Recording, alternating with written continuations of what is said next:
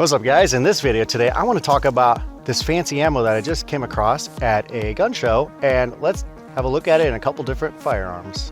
Apocalypse.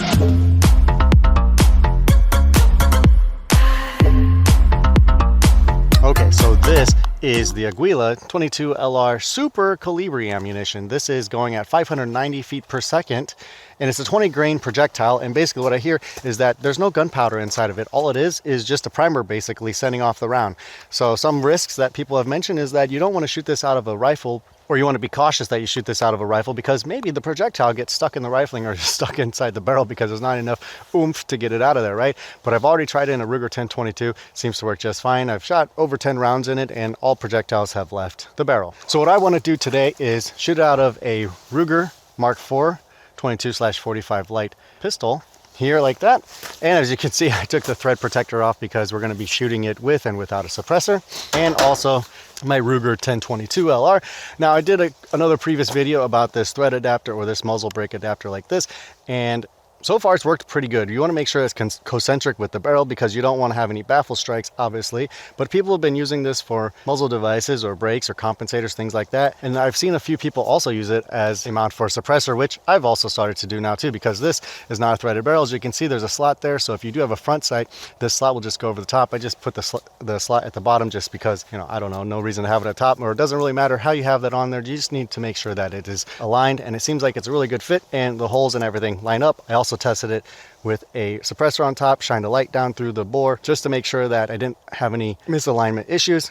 Removed some baffles off of the 22 suppressor because it's a modular one, and I was able to definitely tell that there was no issues with baffle strikes. And then another thing that I want to test out here is that I'm gonna have a camera all the way down at the end of the range there, also with a microphone, so that we can kind of see how loud it is when this 22 is zipping past you at 500 feet per second, just to kind of see, because this is really going to be super quiet. I've already checked it out, but now I want to check about how loud it would be down at the other end. Now there are going to be a few little issues. It's not going to cycle well out of a Ruger Mark IV pistol. I mean, it's not enough power to send the bolt back and cycle it and everything. And another thing is they don't fit in the magazine properly.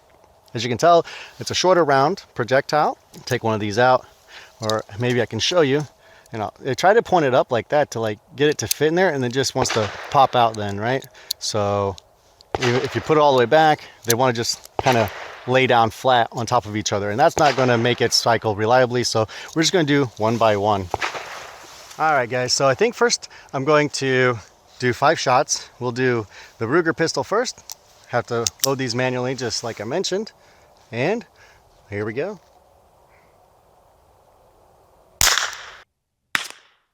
So this is without a suppressor. We want to kind of get a sound comparison.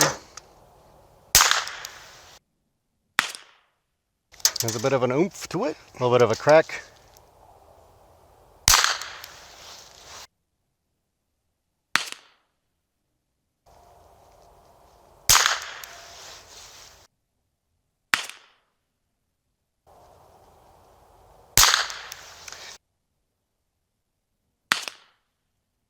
All right, there's 5, and we'll review it in a little bit.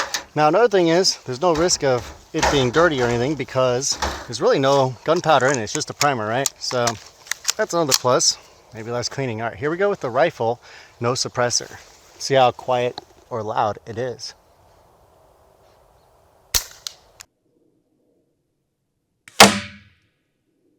Now, it is definitely quieter.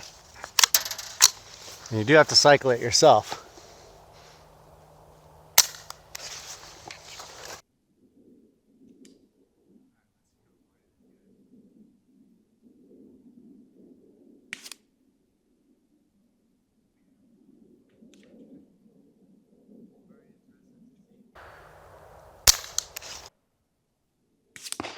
I think this is number 4.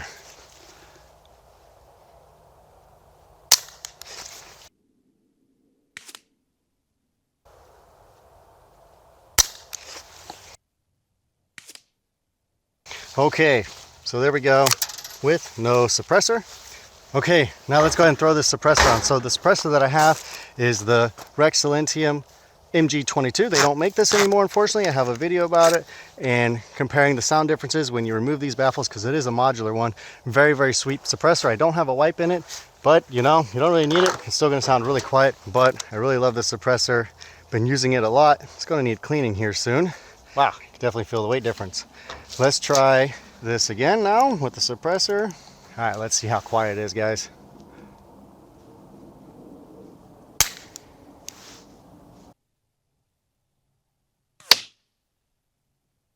Oh yeah, very interested to see how quiet it is down at the other end. I'm gonna remove an ear too, just to hear the difference.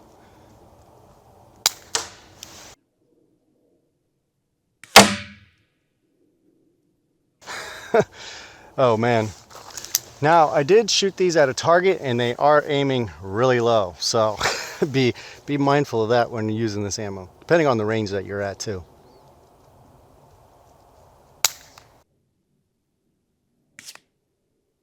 There, I just hear the bullet impacting the dirt berm. Actually, it's pretty sweet. I already lost count of how many of these are.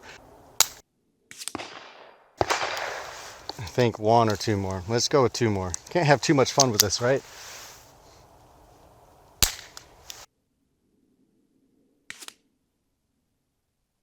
Oh yeah, a little smacky smack over there, like you're throwing a rock down there, you know? Okay, last one here, and then we'll switch over to a rifle.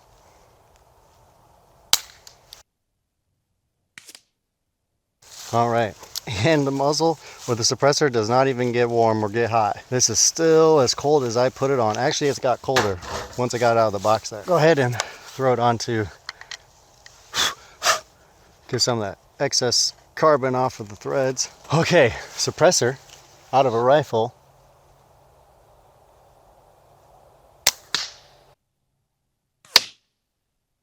So the issue with this, doesn't really seem like it's got much of a rim or something for the ejector to pull it out, unless I have a really dirty ejector, which quite possibly is the case here. So I'm gonna have to fiddle with that. The thing is, with the Ruger, you can get your finger up in there, your fingernail, pull it out easily. Now it pushes it in, which is fine. All right, let's try it again.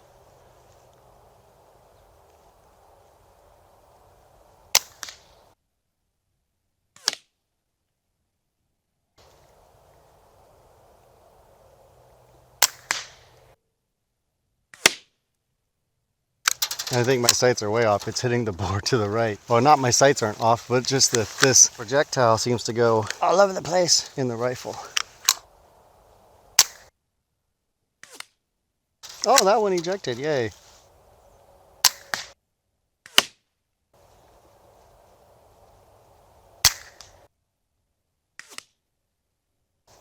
One more so you really can hear it, right? Oh, it's gonna need a good cleaning.